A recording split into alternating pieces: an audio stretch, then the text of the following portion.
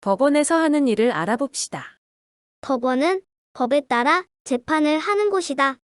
사람들은 다툼이 생기거나 억울한 일을 당했을 때 재판으로 문제를 해결한다. 억울해. 다툼, 공정한 재판으로 해결해 줄게요.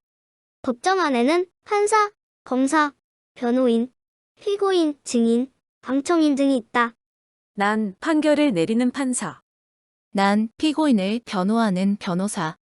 난 피고인의 거짓말을 밝히는 검사. 난 증인. 난 죄를 지은 피고인.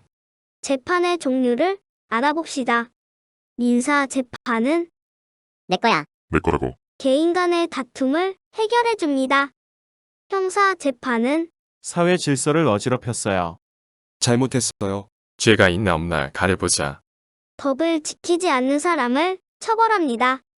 가사 재판은 헤어져. 이혼해. 가정에서의 갈등을 해결해 줍니다. 소년 재판은 빨리 잘못했다고 말씀드려. 아직 19살 미만이고 어린데 한 번만 봐주세요. 안 돼. 안 봐줘. 19세 미만의 소년이 저지른 죄를 처벌해 줍니다. 행정 재판은 국가나 자치단체가 잘못해서 나의 권리를 침해당했어요. 시청. 행정소송을 청구하세요. 개인과 국가, 지방자치단체 사이에 생긴 갈등을 해결해 줍니다. 선거 재판은 이 선거는 무효라고요. 선거와 관련된 갈등을 해결해 줍니다. 헌법 재판은 이응이응법은 문제가 있어요. 헌법에 비추어 어긋나는지 판단해 봅시다. 잘못된 법인지 아닌지 판단해 줍니다. 법원에서 하는 일을 알아봅시다. 나는야 정의의 여신. 사람들 사이의 다툼을 해결해 준다. 층간소음 때문에 너무 힘들어요. 일부러 그런 건 아니라고요. 이응이응 씨가 정신적 피해를 입은 만큼 배상하세요.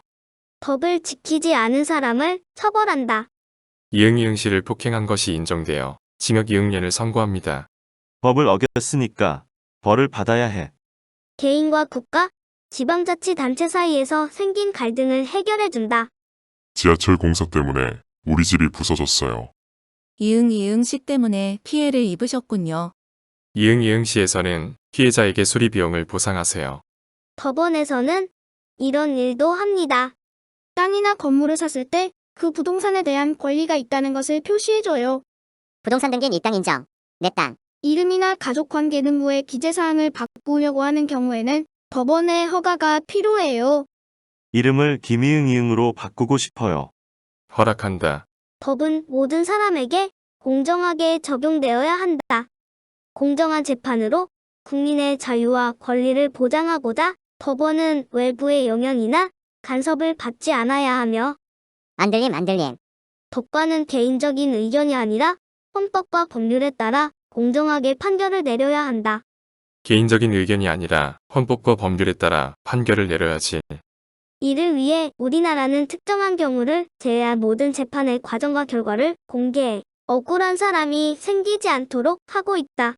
지켜보고 있다 공개. 또한 국민이 공정한 재판을 받을 수 있도록 3심 제도를 두고 있다. 억울해요. 한 사건에 원칙적으로 3번까지 재판을 받을 수 있어. 헌법재판소는 어떤 일을 하는 곳일까?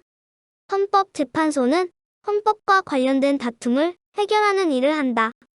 법률이 헌법에 어긋나지 않는지 또는 국가기관이 국민의 기본권을 침해했는지를 판단한다.